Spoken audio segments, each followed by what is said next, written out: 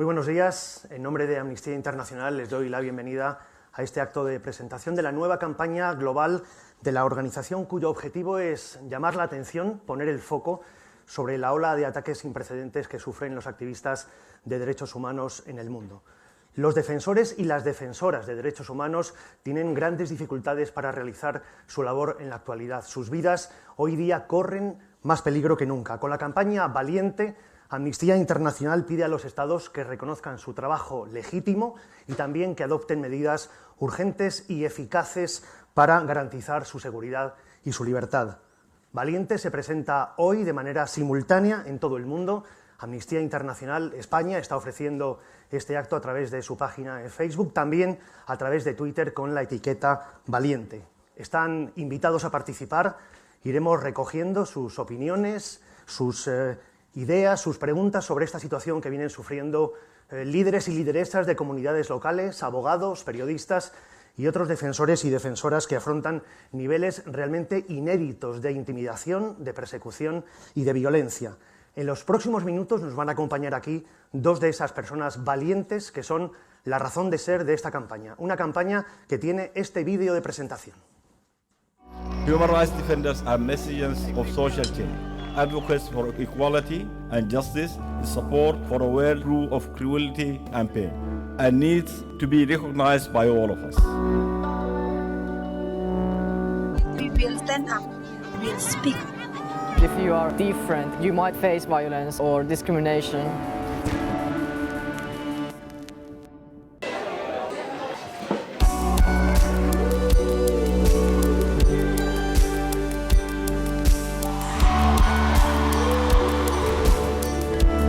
One of the most sacred missions you can have in life is defending and protecting the rights of others.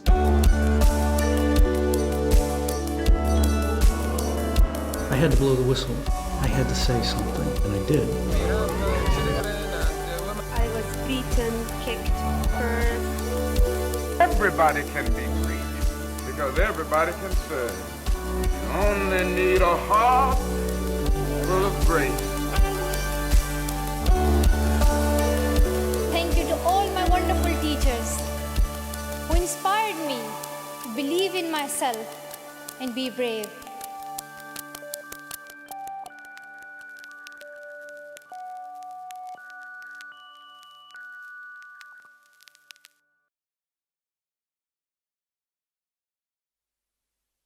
De Martin Luther King a Malala Yousafzai, hombres y mujeres que a lo largo de la historia han luchado y siguen luchando contra las injusticias, a favor de los derechos civiles, en favor de los derechos humanos.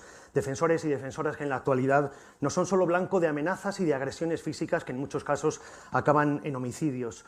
Gobiernos, grupos armados, empresas y otros actores con poder usan otras herramientas para cercenar el derecho mismo a defender los derechos humanos. En los próximos minutos vamos a hablar de uso indebido de las legislaciones, de vigilancia a través de las nuevas tecnologías y de campañas de desprestigio que han generado una situación de evidente y claro peligro sin precedentes para los y las activistas de los derechos humanos. Vamos a conversar con dos personas que lo conocen y que lo han vivido. Son Desale Bereket, periodista y escritor eritreo, Pascual Bernabé, líder indígena maya y activista de los derechos humanos en Guatemala, y también nos acompaña Maribel Tellado, responsable de la campaña Valiente. Con nosotros también está Beth Gelf, intérprete y activista de Amnistía Internacional. Vamos a empezar con Maribel. Hola. Hola, buenos días. ¿Por qué Amnistía Internacional decide lanzar esta campaña? Bueno, vivimos en un momento en el que hay un ataque global generalizado por parte de numerosos actores, no solamente el Estado, sino, como bien has mencionado, agentes estatales, contra la propia defensa de los derechos humanos. Agresiones que van desde los homicidios, campañas de vigilancia, se prohíben manifestaciones de forma injustificada. Esto lo que hace es que crea un clima en el que la defensa y los defensores y las defensoras están más en riesgo. O sea, podemos decir que hoy en día más que nunca defender los derechos humanos puede ser incluso letal. Entonces, en este contexto, Amnistía Internacional quiere estar al lado de estas personas que arriesgan todo por nosotros y por nosotras. Los derechos que defienden ellos son beneficio para toda la humanidad y por eso queremos estar en este momento. Queremos revertir esa tendencia de ataque a la defensa de los derechos humanos, que además es en un contexto en el que este discurso tóxico del nosotros contra ellos genera en algunas sociedades un clima de hostilidad que viene todavía a empeorar la situación de riesgo a que se enfrentan estas personas. El secretario general de Amnistía, Salih Sethi, ha dicho que gobiernos de distintas tendencias políticas, cuando no amenazan u hostigan a quienes defienden los derechos, intentan cultivar una hostilidad abierta hacia esos defensores mediante la propagación de una retórica demonizadora que representa a las personas activistas como terroristas o como agentes extranjeros. ¿Cómo se lleva a cabo esta demonización? Pues mira, se ponen en marcha auténticas campañas de desprestigio de muchas maneras. Has mencionado que se los llama terroristas o defensores de terroristas, antipatriotas, que van en contra del desarrollo, en contra de la economía. Se dice, sobre todo en el caso de las mujeres, muchas veces, que van en contra de los valores tradicionales o familiares. Y estas campañas lo que buscan es generar ese clima en contra de los defensores y defensoras, hasta tal punto que muchas veces es la propia gente, otras personas, quienes los atacan. Un ejemplo bastante representativo es en Pakistán, por ejemplo. Hay un programa de televisión en el cual directamente se vierten ataques contra defensoras, defensores, periodistas, blogueros. Es una plataforma que lo ve todo el mundo y lo que ha generado después ha sido ataques directamente y amenazas incluso de muerte a defensores y defensoras. Comentas la situación de las defensoras, ¿la persecución es distinta en función de género, de orientación sexual? Así es, las defensoras, además de por su propia labor como activistas y por defender derechos que en muchas ocasiones no son bien vistos, porque están desafiando los roles que tradicionalmente se les asigna, además sufren la discriminación por el hecho de ser mujeres y tienen ataques específicos, se les tacha de promiscuas, por ejemplo. También sufren muchas veces otras formas de violencia, como violencia sexual. Se las ataca a través de sus hijos y hijas, se amenaza con atacar, hacer daño a la familia. Entonces muchas veces se ven en la disyuntiva de tener que escoger entre seguir su actividad, que es muy valiosa, defensa de los derechos, o poner a salvo a su familia. Por ejemplo, en El Salvador, las defensoras de los derechos sexuales y reproductivos, que están a favor de la despenalización del aborto, en un país donde las mujeres que abortan, incluso con un aborto espontáneo, pueden pasar 40 años en la cárcel. La propia prensa ha sacado campañas de desprestigio, las llamaban, decían que están contribuyendo a aumentar los ríos de sangre en el país, que son antipatriotas, que son, en la propia prensa. Otro caso tal vez muy interesante que representa otra realidad de las mujeres defensoras en Egipto. Uno de los casos que trabaja y que hemos lanzado precisamente hoy una ciberación, Aza Soliman. Ella es una abogada que dirige una organización que ofrece apoyo jurídico y asesoría e incluso alfabetización a mujeres víctimas de tortura, de violencia de género y violencia sexual. Bueno, pues las autoridades dicen que está mancillando la imagen, la reputación del país por decir que las mujeres se enfrentan a violencia sexual y a violación. Y esta mujer le han congelado los bienes a ella, a su organización, y además se enfrenta probablemente a 15 años de prisión. En el caso del colectivo de defensores de las personas gays, lesbianas, bisexuales y transgénero, se suman las discriminaciones y se enfrentan a homicidios, igual que el resto de defensores y defensoras, pero se enfrentan también a formas específicas de persecución. Y no pensemos que solamente en países como Uganda, ¿no? En Finlandia, uno de los defensores, de activistas que hemos visto en el vídeo, Sakris Kupila, es de Finlandia y defiende los derechos de las personas transgénero en un país donde la legislación obliga a las personas transgénero a someterse a una operación de esterilización y a pasar por un proceso de tratamiento terapéutico para enfermedades mentales. Ha sufrido acoso, intimidación, ha tenido que dejar la carrera que estaba estudiando en medicina por estos motivos. Has comentado la situación en varios países ya, ahora hablaremos de los casos de Guatemala y de Eritrea. ¿Cuáles son, a fecha de hoy, los países más peligrosos para defensores y defensoras de los derechos humanos? Pues mira, la verdad es que tristemente podemos decir que hay tendencias. Prácticamente en todo el mundo se dan distintas formas de persecución y de acoso. Si hablamos de homicidios, que lamentablemente en 2016 281 perdieron la vida por defender pacíficamente los derechos de todos y todas, podemos decir que América Latina es especialmente peligroso para quienes defienden derechos a la tierra, al territorio, al agua, lo que son derechos económicos, sociales. 3/4 partes de estas muertes ha sido en América Latina, la mitad por defender este tipo de derechos, muchos de ellos indígenas. El caso más conocido probablemente sea el de Berta Cáceres en Honduras, que defendía los derechos del pueblo lenca en contra de una hidroeléctrica, pero hay otros muchos. También, si hablamos, por ejemplo, de persecución a través de la judicialización, otra forma de acabar y silenciar a los activistas de derechos humanos es metiéndolos en procesos judiciales altamente complejos, desgastantes en términos de energía, de recursos, que además pueden acabar en la cárcel.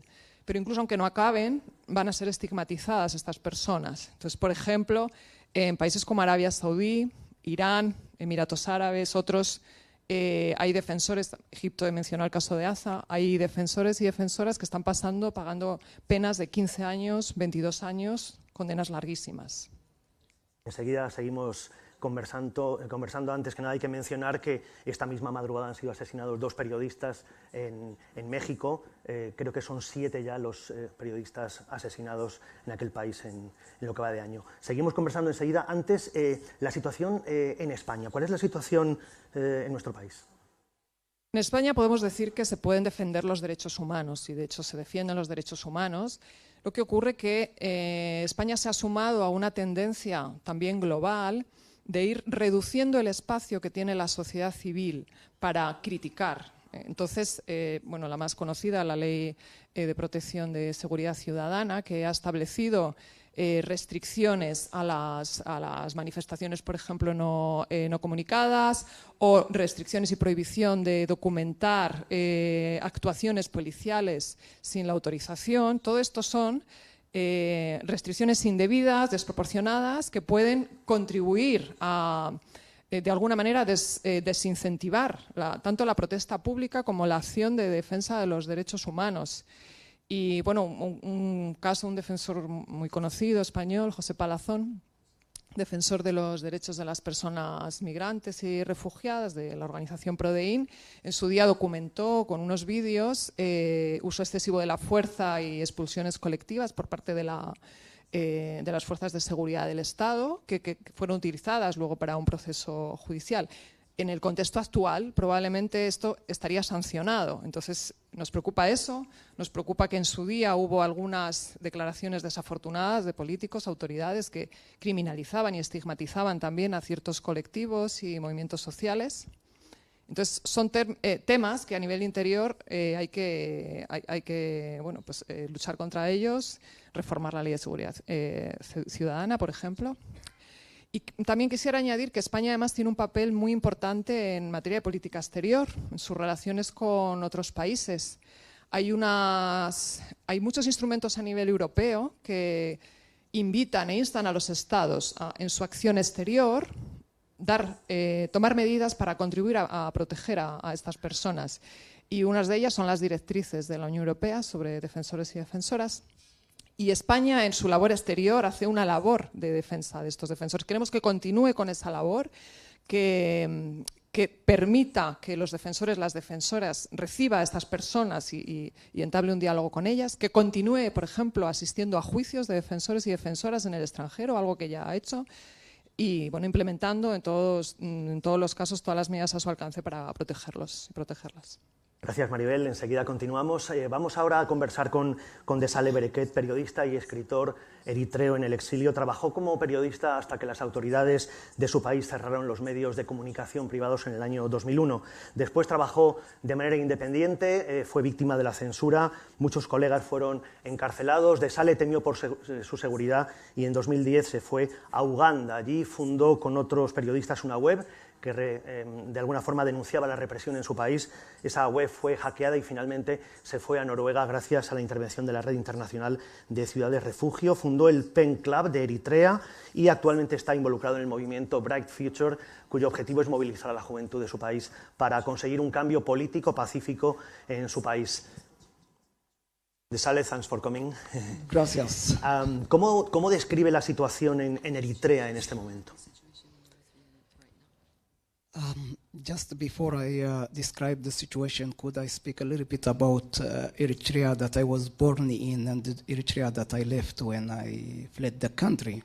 Eritrea, because I will be speaking too much negative about the country and I don't want the public see it in a negative way, because Eritrea that I was born in was a very lovely people, and in fact we have the concept of Gashai Rabbi, which means the guest of God. So any guest who's a stranger, completely stranger, was really welcome to our houses or to our home. So this was the people who lived in, let's say, 30 years or more. But a handful of people started the revolution. I can just call it a revolution in the communism times, and these are the group which are grabbed the entire country.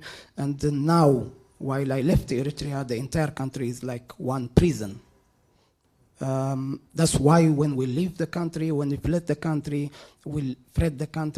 and there is this shoot to kill policy. So when you leave the country, there is a lot of, there is a possibility of being killed in the border. Déjame que vaya traduciendo, Beth, sí, poco a poco. Bueno, muchísimas gracias, y antes de pasar a responder a la pregunta me gustaría hablar muy brevemente sobre mi país, sobre Eritrea.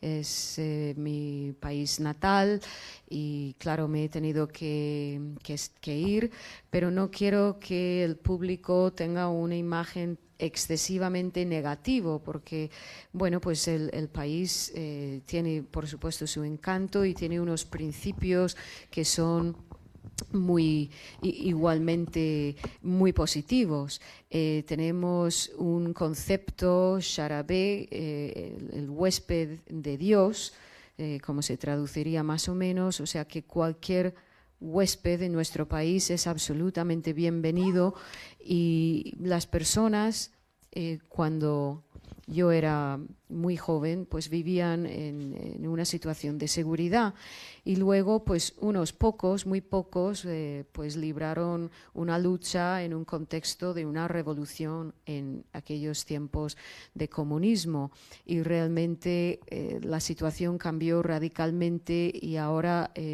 todo el país es un país donde existe una presión terrible. Cuando tuvimos que salir, la política en ese país era pues prácticamente disparar para matar. ¿Cuál es la situación actual? En este momento, ¿cómo se vive en Eritrea? Currently, it is a little bit difficult to describe because there was this human rights problems, and this is assured by the UN special rapporteur, which said Eritrea is not ruled by law but by fear. So when there is no law, no one is protected. It is law which can protect us all, the weak, the strong, even the people who are in the power. Law would be for their benefit, but there is no law in this country. There is just one man who is doing everything, and it is a one-man's show. So there is no court, there is no parliament, in fact, there is no government in Eritrea. What is it in Eritrea is just a group of people grabbing everything, and they are not responsible for anything.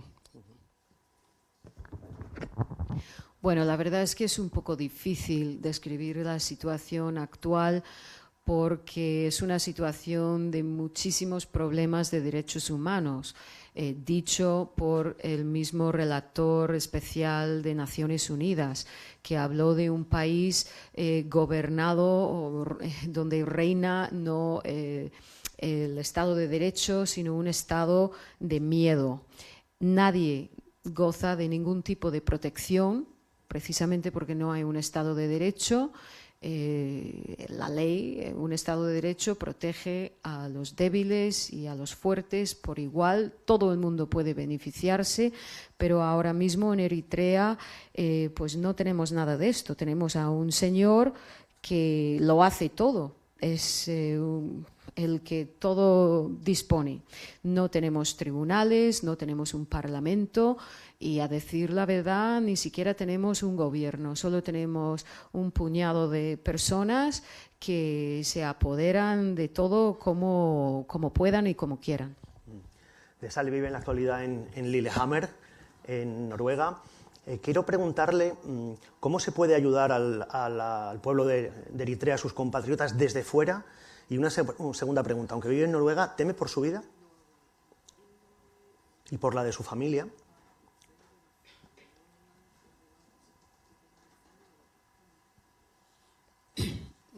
Yes, I live in Norway, and the problem is not, as you know it now, it's not about geographical problems. You can be anywhere, you can fight the group in any place, but the problem in Eritrea is that we don't have the website, or it is very, very, very limited. So in this condition, I doubt if I reach my country, but my struggle always was just to change the mentality of the problem. When we started the website in Uganda, our main aim was not actually to change the regime, but to change the mentality of the people, because it doesn't make sense if we change the regime while the thinking is the same, because it would even lead us to worse problems. Maybe I can answer your second question after the interpretation. Okay. Sorry. Pues sí, en efecto, vivo ahora mismo en Noruega, pero claro, el problema no es estrictamente un problema geográfico. Bueno, se puede luchar desde cualquier rincón de la tierra, pero el problema en Eritrea es que realmente ni siquiera existe la red. Internet es algo muy, muy limitado en Eritrea. Y mi lucha es una lucha principalmente por cambiar la mentalidad de las personas en mi país. Cuando abrimos el sitio web, la idea no era tanto llevar a cabo un cambio de régimen en mi país, sino cambiar la mentalidad de las personas, porque no tiene ni siquiera sentido un cambio de régimen sin cambiar la mentalidad de las personas, si no encontraríamos problemas aún peores. Y ahora paso a responder a la segunda parte de la pregunta. You have asked me if I fear for my life. I don't fear. But it doesn't mean there is no risk. There is a lot of risk. When I was in Uganda, every time they send me a message that I will get killed, I will have no future in Eritrea. But the problem is those people who send me, they live outside of Eritrea. They live in America, they live in Europe, but they know that there is no future for them in Eritrea either. But it is not about killing me in person. It is about killing my spirit. And I don't accept this, because it is something that I believe in, that I am working in. So if I die on my cause, for me it is a privilege. What is this? Everybody here or everybody created will die one day. But if I die on my cause, that's my honor. So there is a lot of risk. We work with the people in diaspora, be it in PEN Eritrea, be it in Bright Future. We work from diaspora, and if we change the diaspora, then they will influence the people inside. But yeah, there is a lot of risk, but I don't even consider it, because if I kill my spirit, tomorrow I will not be working.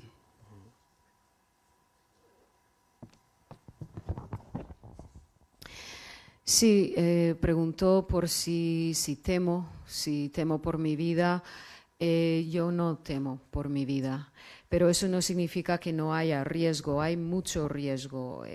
Cuando fui a Uganda recibía mensajes, muchos mensajes. Verás que se te va a matar, no tienes ningún tipo de futuro en Eritrea. Yo conozco gente que vive en Estados Unidos, que vive en Europa. Sabemos que no tenemos un futuro en Eritrea, pero bueno, me puedes matar, pero lo que no puedes nunca matar es el espíritu con el que lucho. Y si yo lucho, si yo me muero en esta lucha, para mí va a ser un honor morir así. Todos, de hecho, tenemos que morirnos. Trabajamos desde la diáspora y hacemos lo que podemos para incidir en la mentalidad de nuestro país, de las personas que siguen ahí. Y bueno, sí, en efecto hay muchísimo riesgo, pero bueno, yo no me planteo que puede haber riesgo. Yo no pienso en eso, porque si no, eso mataría el espíritu con el que lucho y ya no haría nada. Una pregunta más para terminar, de Sale. ¿Qué mensaje tiene para las autoridades de su país y para la comunidad internacional en relación con la situación en su país, en Eritrea?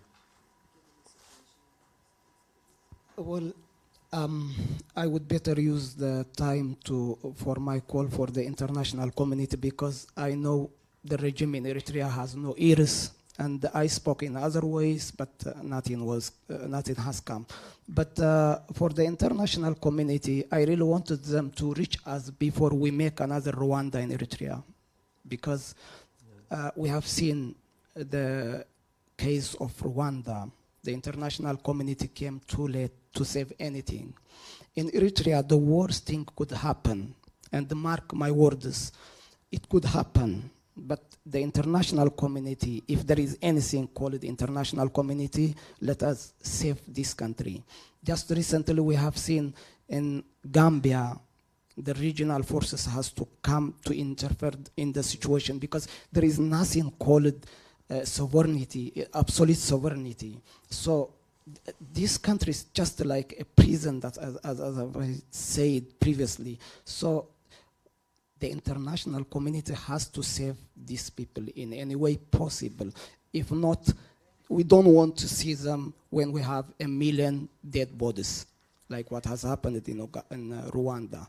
So this is my call for the international community. Thank you.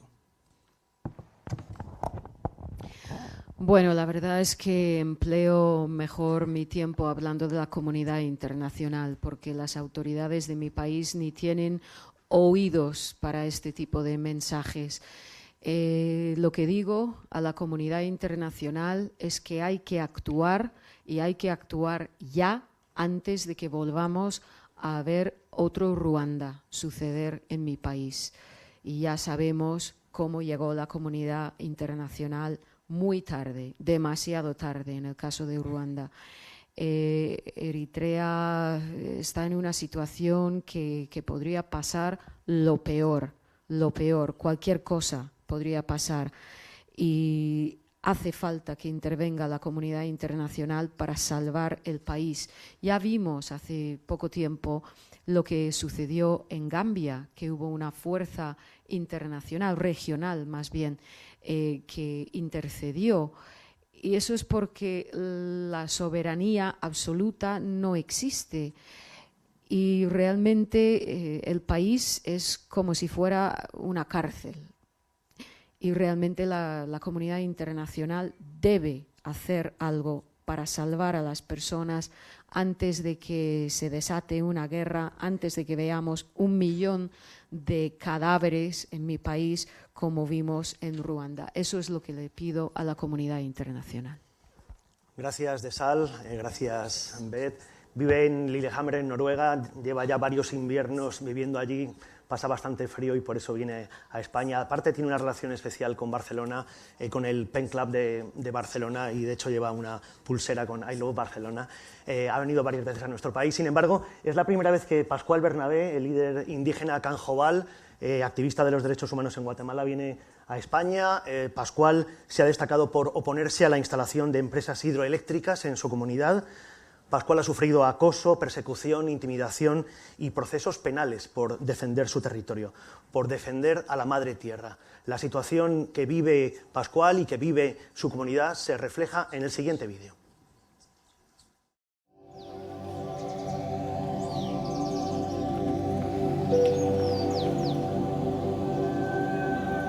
Yo soy Adaluz García, Maya Canjopal. Soy defensora de los derechos de la humanidad y de la madre tierra también. Defendemos la vida, los derechos humanos, el territorio, nuestra identidad como pueblos originarios. Sin el aire, sin el agua, no podemos vivir ni siquiera un día.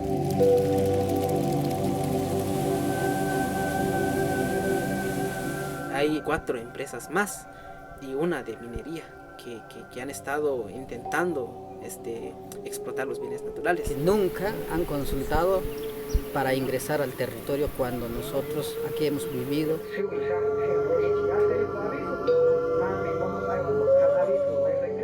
Cuando nosotros nos oponemos a los proyectos de las empresas, entonces somos perseguidos, somos amenazados, somos incluso asesinados. Ha habido 20 presos políticos, ha habido cientos de familias afectadas psicológicamente, socialmente, familiarmente. Están vigentes 15 órdenes de captura en contra de líderes y lideresas defensores del territorio. Muchas veces somos tachados de antidesarrollo porque la gran mentira o el gran engaño con que vienen siempre los empresarios es que van a traernos desarrollo.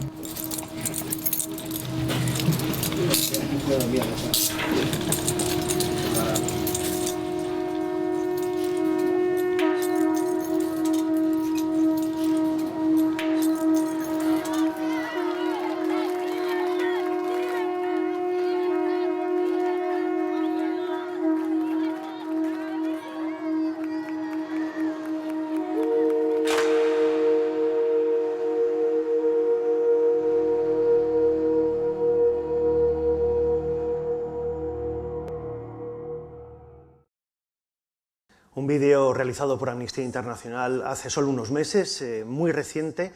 Pascual, ¿cuál es la situación en Huehuetenango, en su comunidad? ¿Cuál es la situación actual y cuál es la situación de los defensoras y defensoras de derechos? Sí, gracias. Dejen de presentarme. Buenos días para todo el público. Vengo de Huehuetenango, San Juan Ixcoy, Guatemala. Precisamente vengo enlutado, así como me miran. Nuestro territorio, Canjopal, en el municipio de Huehuetenango, está de luto, porque acaban de asesinar a varios líderes de nuestros territorios. Precisamente hoy es el día sagrado Chej, es el sagrado venado que está gobernando este día, que está protegiendo, y traigo la energía de los mayas, de los ancestros, represento la gobernabilidad, el gobierno plurinacional del municipio de Santa Eulalia, Soloma, San Mateo, Ixtatán, Varías, San Miguel, Acatán, San Rafael, que son los 8 pueblos que represento con el gobierno plurinacional. Cuando se me pregunta cuál es la situación actual que vive Huehuetenango, la situación actual que vive Huehuetenango no solo es preocupante, los líderes están siendo asesinados, han habido encarcelamientos, acaban de salir 7 presos políticos y hay más órdenes de capturas para los líderes y lideresas que defienden el territorio, defienden el agua, defienden las montañas, los animales, pero el gobierno con sus propias leyes, que ni siquiera es ley para toda la población, sino es ley para los empresarios, entonces está siendo reprimido la población sin que les escuche.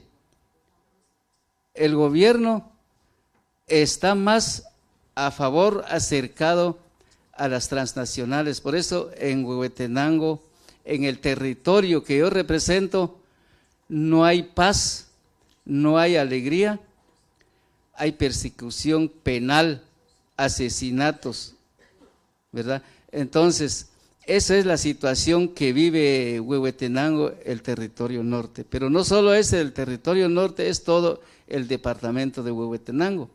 También Guatemala. Parte de México que es Chiapas, porque nosotros, los gobiernos son los que han puesto las fronteras entre los pueblos. Guatemala es parte de México, México es parte de Guatemala.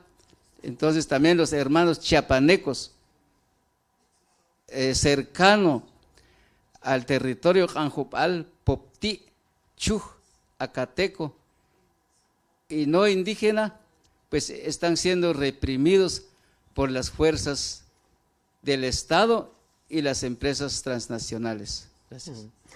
Recordamos a las personas que están aquí en el Teatro Alfil que tienen unas tarjetas para formular las preguntas o las opiniones que deseen, las pueden pasar por ahí, por detrás del escenario. Pascual, ¿cómo se lucha contra una multinacional? ¿Con qué ánimo, con qué estado de ánimo, con qué herramientas se planta cara? Porque da la sensación de que es David contra Goliat, ¿no? ¿Cómo plantan cara ustedes a las empresas? Las luchas que ha sido lucha entre gobierno y empresarios, que lamentablemente nuestra Constitución no lo dice así.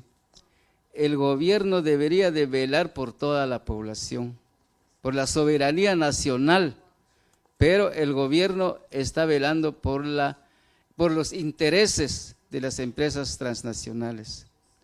Las empresas transnacionales que existen en Guatemala son canadienses, españolas y otras compañías extranjeras que están explotando los recursos naturales en Guatemala.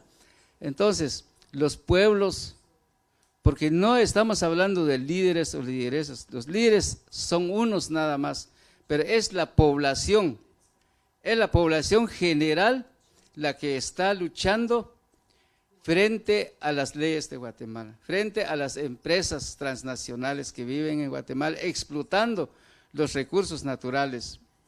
Entonces, todos los pueblos anjopales, los pueblos del gobierno plurinacional que yo represento, han hecho sus consultas comunitarias de buena fe. Eso es la herramienta que se ha usado para enfrentar a las transnacionales.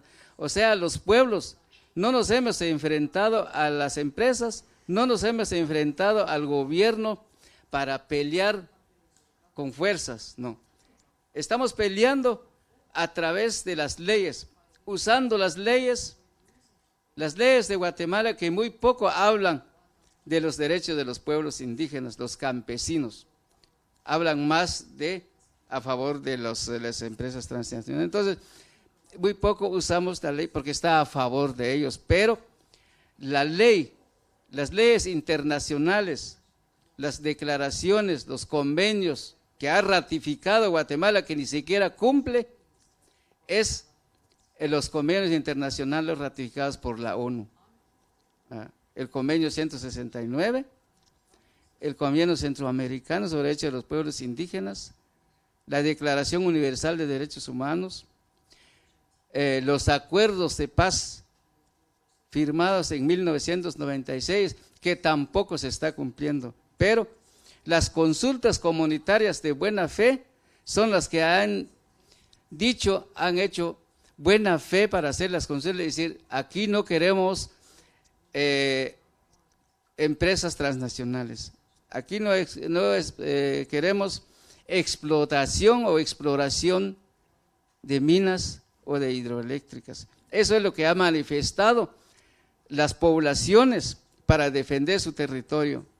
Entonces, pero viene el Estado con sus represiones, viene el Estado queriendo reglamentar las consultas cuando las consultas es de los pueblos ancestrales, es de los abuelos. Se debe de consultar a la hora de hacer una obra, pero ellos nunca han consultado al pueblo lo que no quieren o lo que quieren para sus territorios. Eso es la lucha en contra de las empresas transnacionales. Quiero preguntarle, Pascual, lo mismo que a De Sale. Él nos ha hablado de su situación de eventual riesgo, aunque vive en Noruega, pero vamos a intentar ponernos en su piel, ¿no? Usted vive allí, en su comunidad, como miembro del grupo Canjobal. ¿Usted tiene miedo? ¿Usted teme por su vida? Ha comentado que acaban de ser asesinados varios líderes. ¿Usted tiene miedo? ¿Tiene miedo a morir?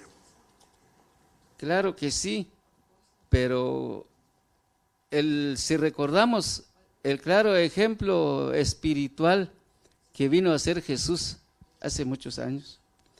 Cuando Jesús vino a la tierra no lo creyeron, lo reprimieron, lo tuvieron que matar, pero por liberar a su pueblo. Igual estamos nosotros los pueblos canjopales, los pueblos del territorio, los gobiernos ancestrales.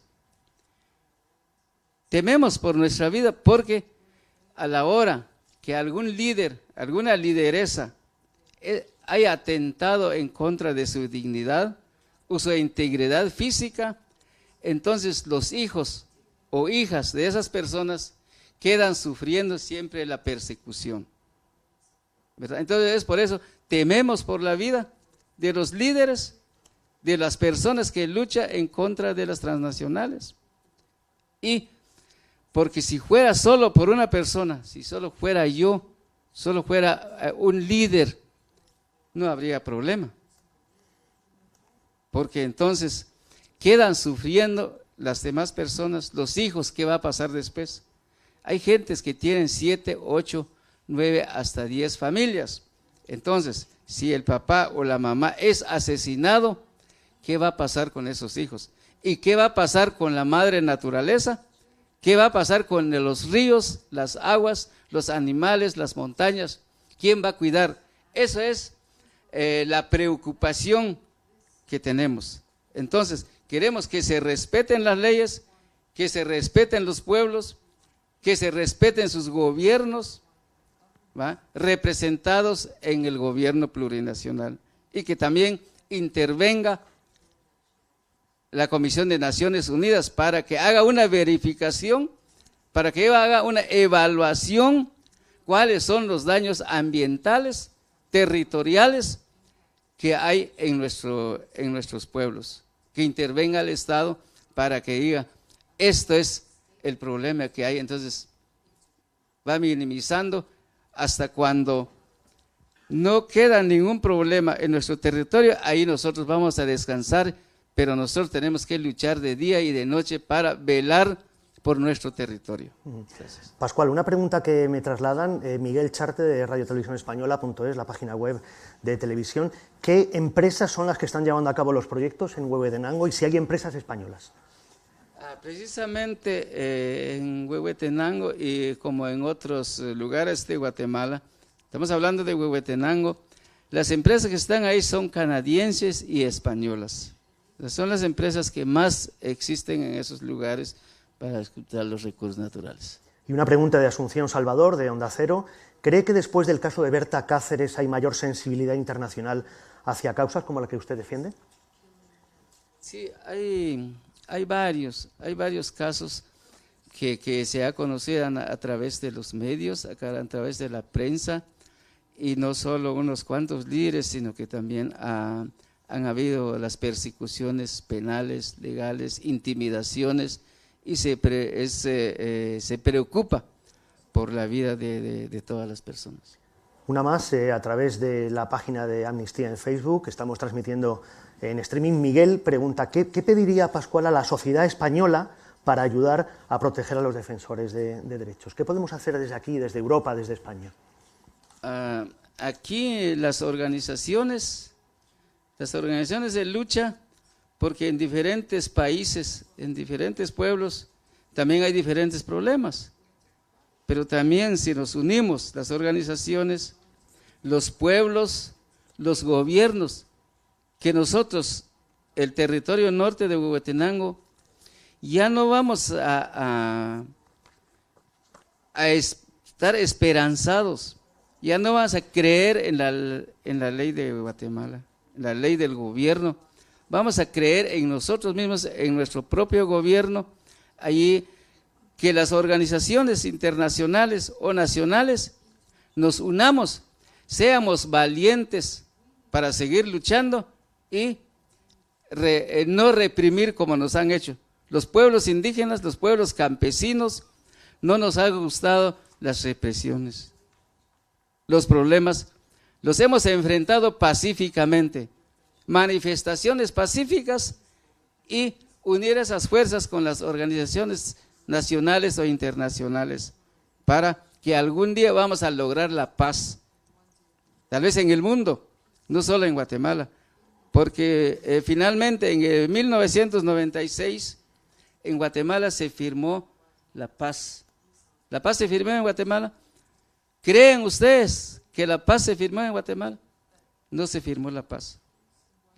En Guatemala sigue la guerra, solo que de otra inmensidad, solo que de otra forma. Antes se luchaba, se peleaba con las armas en las montañas, pero ahora ya son las empresas en las que se está luchando. Entonces, en Guatemala no hay paz hasta que la humanidad se une, hasta que las organizaciones nos unimos para protestar, para que intervenga también las Naciones Unidas y así podremos tener paz algún día.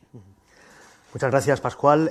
Maribel, estamos hablando de persecución desde los gobiernos, mediante los tribunales, desprestigio, campañas de desprestigio, represalias, ataques contra las comunicaciones personales, los abusos que cometen agentes no estatales, como por ejemplo las empresas en el caso de Guatemala, grupos armados, grupos de delincuencia organizada. ¿Cómo actúan estos grupos?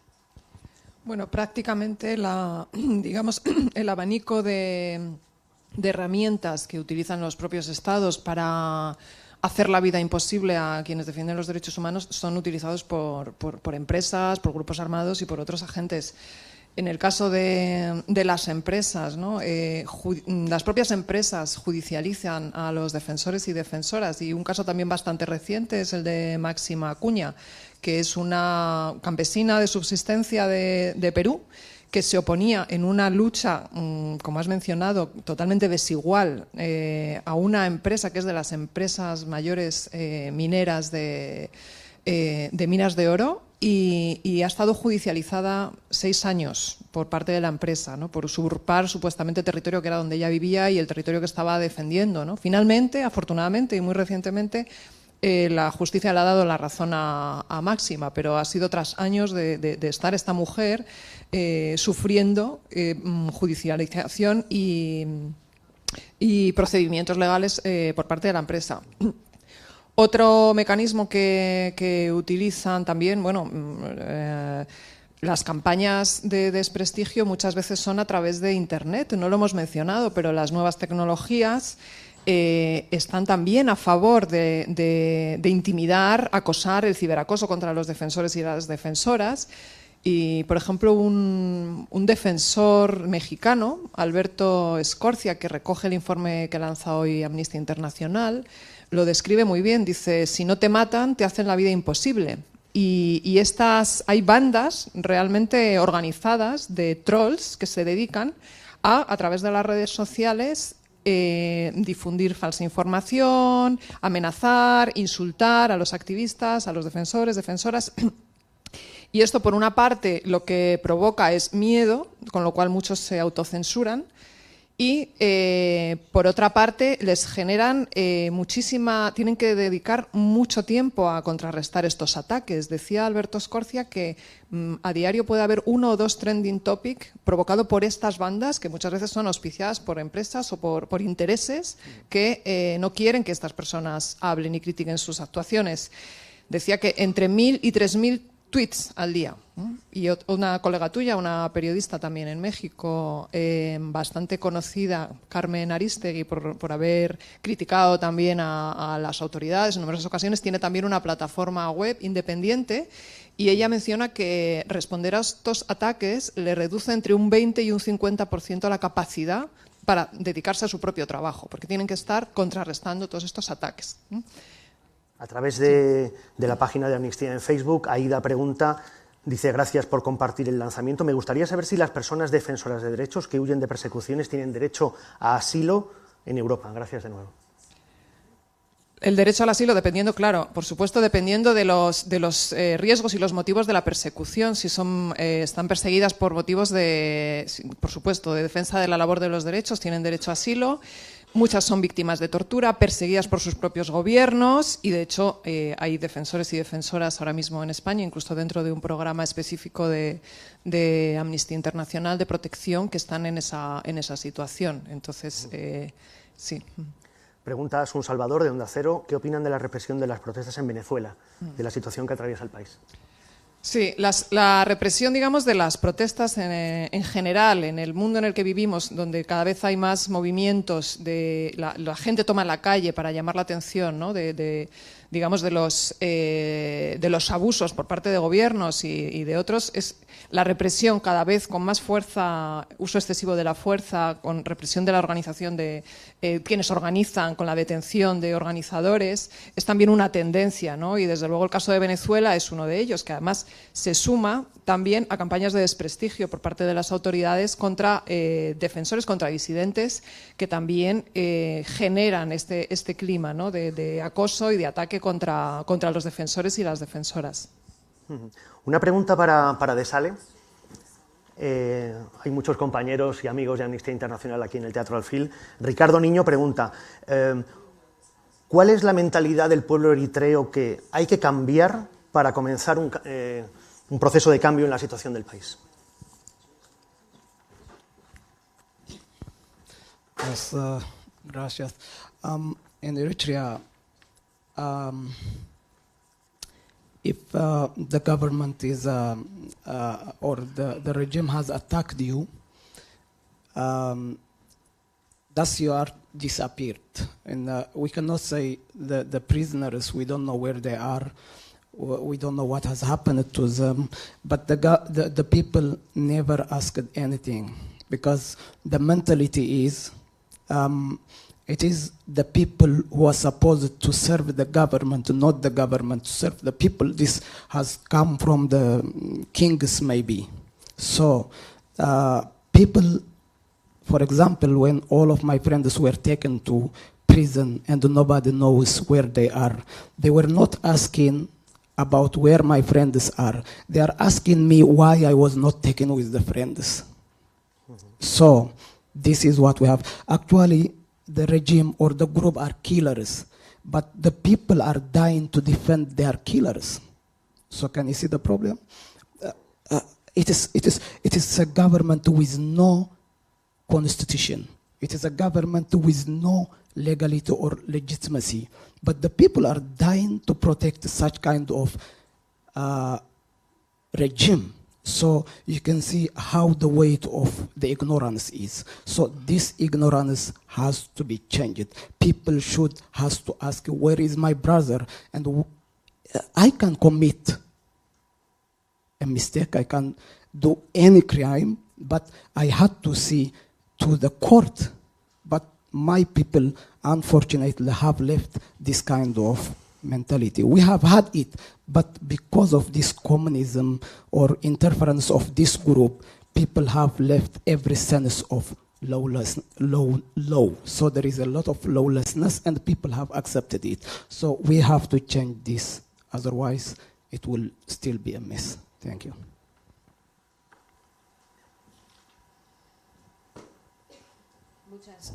Muchas gracias por la pregunta. En Eritrea, el gobierno que tenemos, el régimen que tenemos, pues te ataca y simplemente desapareces, sin más. Y realmente, bueno, pues no tenemos ni siquiera una situación en la que las personas pregunten ¿dónde están? La gente nunca formula esta pregunta. La mentalidad es, bueno, pues las personas estamos aquí al servicio del gobierno y no al revés, que es el gobierno que está al servicio de su pueblo. Esto es una mentalidad, lo mejor, que viene de la época de cuando reinaban reyes. Cuando todos mis amigos empezaban a desaparecer, en lugar de preguntarme a mí, la gente, ¿y dónde están tus amigos?, me preguntaban, ¿y por qué no te han llevado a ti? O sea, que tenemos un gobierno que no existe una constitución, no existe ninguna legitimidad jurídica y, sin embargo, el pueblo, la gente, muere por proteger un régimen así. La gente debería preguntar, ¿dónde está mi hermano? Pero bueno, en fin, en un país normal, cuando alguien comete un delito, pues hay un juicio, pero ni siquiera es el caso en mi país. Y desde la época del comunismo, pues la gente, el país ha caído en una situación sin ley y la gente ha llegado a aceptar esa situación. Y eso es lo que debe cambiar. Una última pregunta, Eduardo Sanz, de Radio Nacional. ¿Qué labor de acompañamiento sobre el terreno realiza Amnistía Internacional? Maribel. Pues Amnistía tiene presencia en numerosos de los países que figuran en el informe, ¿no? A través de sus oficinas locales, regionales, secciones, y está en contacto permanente tanto con organizaciones locales como con los propios defensores y defensoras que a través de los cuales, ¿no?, recogemos estos testimonios y conocemos la situación, ¿no? Entonces, bueno, tiene diversos programas de acompañamiento. El primero es el de siempre de Amnistía, que es la denuncia a través de los informes de la situación y a través de esta campaña, ¿no? Esta campaña nace también como consecuencia de ese contacto y de ese acompañamiento directo, en el que nos hemos dado cuenta de que los riesgos que corren ahora son mayores que nunca, porque los propios defensores y defensoras y las organizaciones que trabajan con ellos y con ellas nos lo han contado y nos lo han manifestado, ¿no? Entonces estamos acompañándoles, haciendo esta labor de campaña a nivel mundial, los acompañamos a nivel local. Muchas veces la campaña también pretende, ¿no?, facilitarles interlocución con autoridades, que es una labor fundamental. O sea, el hecho de que Pascual, por ejemplo, pueda ir a reunirse con el Ministerio de Asuntos Exteriores aquí o en los propios países, si se les puede facilitar interlocución con quienes toman decisiones, ¿no? Es un acompañamiento que tiene distintas formas, ¿no? Y luego, cuando están en riesgo, pues los apoyamos para que en un momento dado puedan salir del país temporalmente o para que puedan desplazarse a otro lugar. En fin, hay bastantes formas de acompañar y de apoyar su trabajo. Probablemente esta campaña es la más visible y es justamente lo que queremos hacer, ¿no? Que aumentar esa conciencia, esa visibilización y lograr cambios en lo que va a durar esta campaña a su favor. Todo esto sobre el terreno. Una cuestión más, ¿qué podemos hacer desde aquí, desde España? Le comentaba antes a Pascual también, ¿qué podemos hacer para apoyar esta campaña valiente? Pues, en primer lugar, tenemos que ser muy conscientes de que lo que nos dicen las autoridades muchas veces, ¿no?, de que estas limitaciones a nuestro derecho a defender los derechos muchas veces es digamos, en beneficio nuestro, por nuestro bien. O sea, tenemos que tener claro que eso no es así, que quienes realmente defienden nuestros derechos son personas como quienes nos acompañan aquí hoy. Tenemos que estar a su lado, tenemos que apoyar su trabajo, erigirnos también en defensores, defensoras, activistas, ¿no?, que cada pequeña acción cuenta. O sea, no pensemos que las pequeñas acciones no cuentan, ¿no? Y bueno, seguir a la campaña. Tenemos una página web, actuaconamnistia.org/valiente, donde vamos a estar poniendo en marcha acciones por defensores y defensoras en riesgo. Hoy mismo hemos sacado la de Aza Solimán, de Egipto, que comenté antes, y otras sobre un defensor de Chile, defensor del derecho al agua, que invitamos a todos a que entren, que firmen, que difundan y también que apoyen a contrarrestar a través de las redes sociales todas estas campañas muchas veces de difamación. La gente que también actúa en redes sociales, la gente joven, ¿no?, tiene mucho que hacer y contrarrestar cuando vea, ¿no?, estos ataques a quienes defienden los derechos humanos, que actúen. Hay muchas formas de convertirse en activista y apoyar a los defensores y defensoras de derechos humanos. Valiente es quien, como De Sal y como Pascual, se alza contra la injusticia. Valiente es quien hace oír su voz. Valiente es quien da testimonio. El vídeo de campaña, el vídeo de la campaña de Amnistía Internacional que hemos ofrecido al principio y que ahora volvemos a ofrecer para quienes se han incorporado después a esta transmisión en directo a través de la página de Amnistía en Facebook. Vamos a verlo. Human rights defenders are messengers of social change, advocates for equality and justice, support for a world free of cruelty and pain, and needs to be recognized by all of us. We'll stand up. We'll speak. If you are different, you might face violence or discrimination.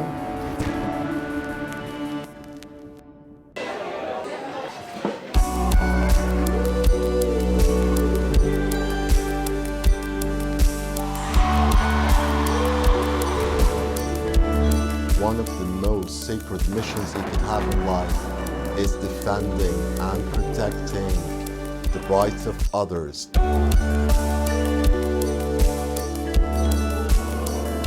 I had to blow the whistle. I had to say something, and I did. I was beaten, kicked, cursed. Everybody can be greedy because everybody can serve. You only need a heart full of grace. Thank you to all my wonderful teachers who inspired me to believe in myself and be brave.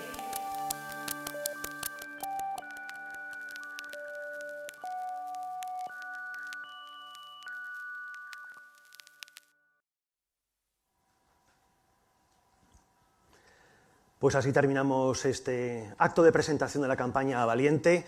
Gracias, Desal, por venir. Good luck. Mucha suerte. Gracias, Pascual. Mucho gusto. Gracias, Maribel y Beth.